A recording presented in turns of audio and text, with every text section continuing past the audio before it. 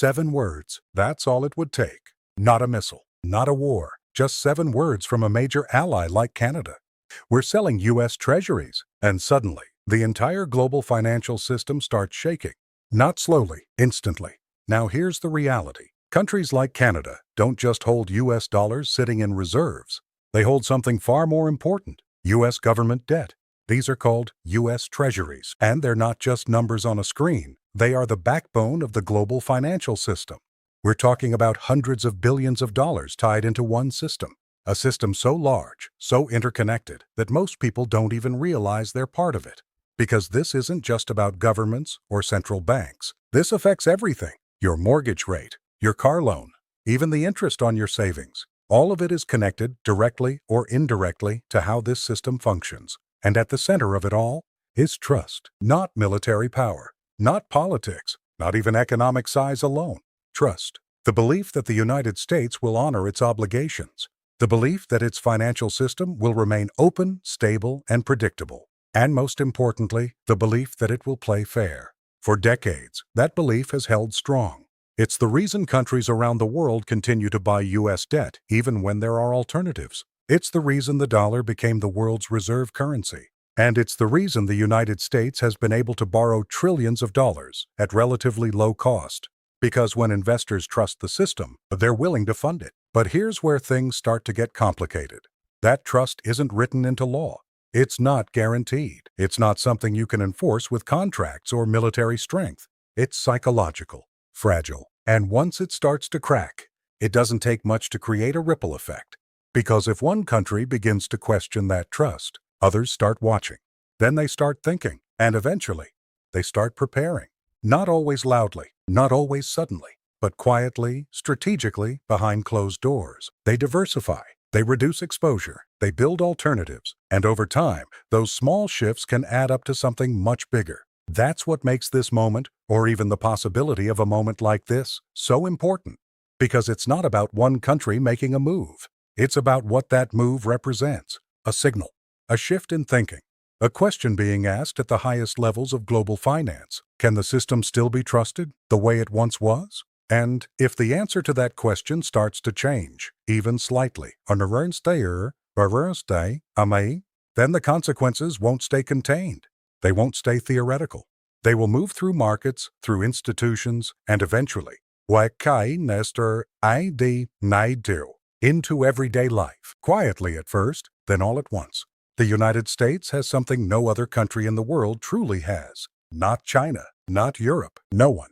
3 things that, when combined, create an extraordinary level of global influence. First, the world's reserve currency. The U.S. dollar isn't just America's currency, it's the currency of global trade. Oil is priced in it. International contracts are settled in it. Central banks hold it as a safety net. It's everywhere. Which means, if you control the dollar, you don't just influence your own economy. You influence the world. Second, control over global financial rails. Most international transactions don't just move randomly between countries. They pass through systems, networks, and institutions that are deeply connected to the United States. From clearing systems to correspondent banks, the infrastructure itself is tied to the dollar. And that gives the U.S. something incredibly powerful: visibility, access, and control. Third, the ability to freeze, block, or restrict money flows. If a country, institution, or even an individual gets cut off from the dollar system, it's not just inconvenient, it's crippling. Transactions stop. Trade slows down. Entire sectors can be affected overnight. This combination, currency dominance, system control, and financial reach, is what many experts refer to as weaponizing the dollar. Now, to be clear, this isn't just a theory. It's been used before. The United States has applied financial pressure on countries like Iran and North Korea, and restricting their access to the global financial system, limiting their ability to trade, freezing assets, and in many cases, it worked. Because when you cut off access to the dollar, you isolate an economy from the rest of the world. But here's where things start to get uncomfortable.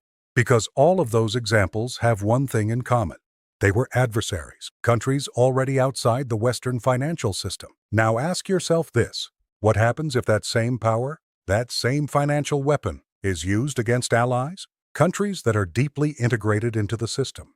Countries that trade, invest, and cooperate closely with the United States. Countries that assumed they were playing inside a stable, rules-based system. Because the moment that line gets blurred, the entire perception of the system begins to change. It's no longer just about power.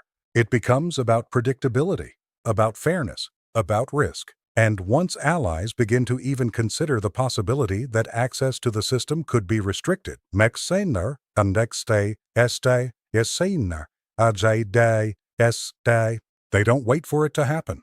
They prepare. They explore alternatives. They reduce dependency, not out of panic, but out of caution. And that's where the real shift begins. Not with a sudden collapse, but with a quiet rethinking of the system itself. Because in a world where financial power can be used as a weapon, every participant eventually starts asking the same question. Are we truly secure inside this system, or just temporarily included? If a country like Canada ever felt genuinely threatened, they wouldn't respond with panic.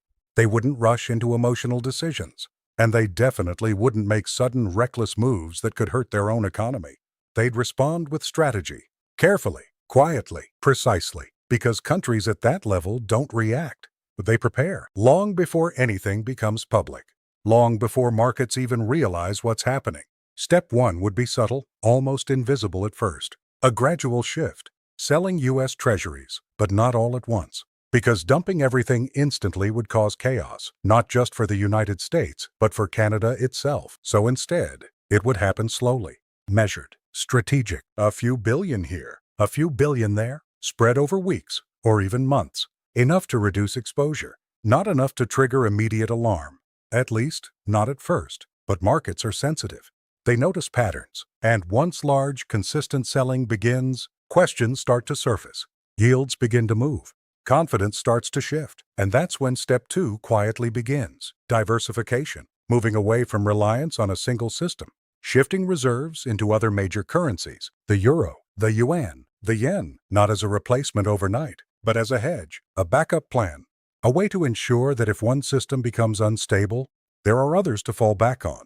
Because at this level, it's not about choosing sides. It's about reducing risk, spreading exposure, building resilience. And while this is happening in the background, step 3 starts taking shape. The most important step of all, building alternative financial networks, new payment systems, new settlement channels, new partnerships with other countries and central banks, systems that don't rely entirely on the US dollar, systems that can operate independently if needed. And this isn't theoretical. Parts of this are already happening around the world, slowly, quietly, without headlines, because no country wants to announce that it's preparing for a shift.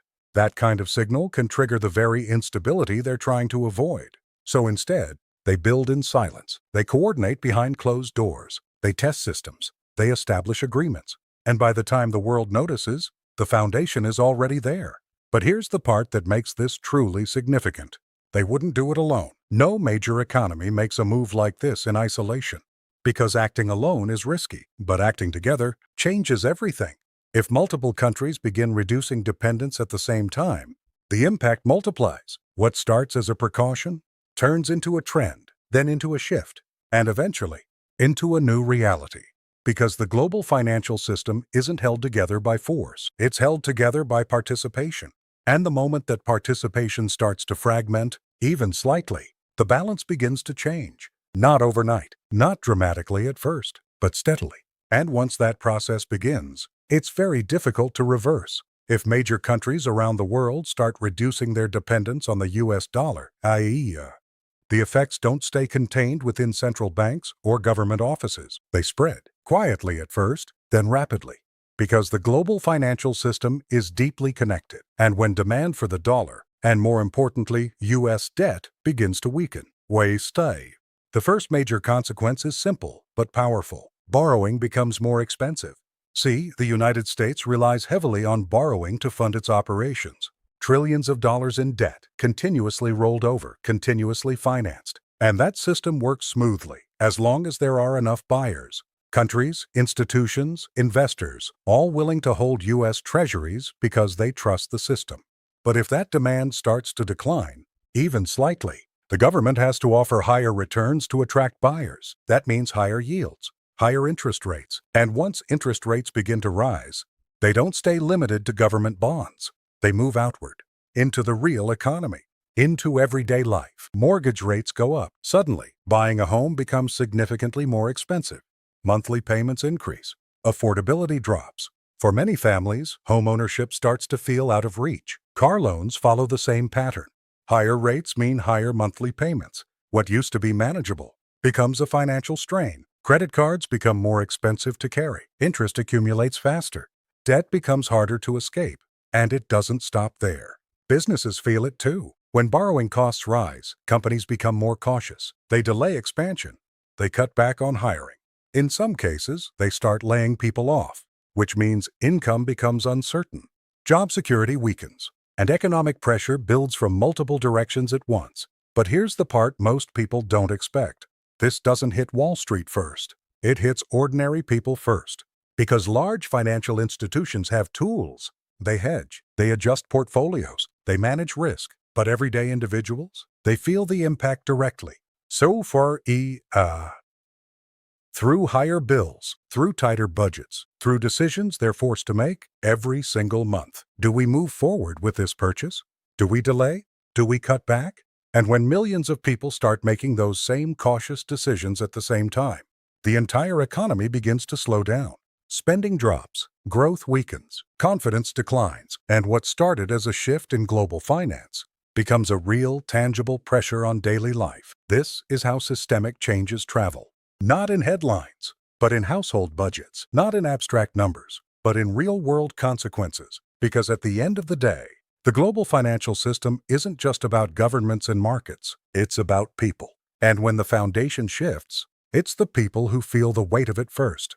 This isn't about Canada. This isn't even about politics. This is about something much bigger. Can the global system survive without trust? Because once trust cracks, power alone isn't enough to hold everything together. Right now, the dollar still dominates, but the world is slowly changing, not collapsing, rebalancing. And the real question is not if change is coming, but how fast.